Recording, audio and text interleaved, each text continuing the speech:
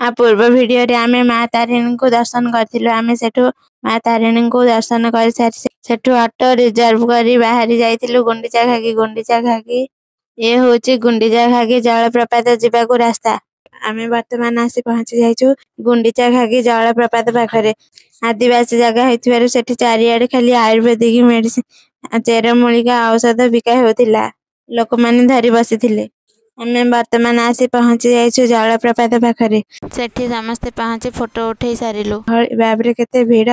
गुंडीचा घागी जलप्रपात केउंझर जिल्लार बणचकुलिया गाँव रे रहिছে। एही जलप्रपात घटगाँ ठारू 15 किलोमीटर दूर रे अछि। एठाकू लोक माने बहुत दूररू पिकनिक करबा पई आसुछथि। आपण माने केबे घटगाँ आसिले एही जलप्रपात देखिबा पई निश्चय आसिबे। रहिले जय जगन्नाथ।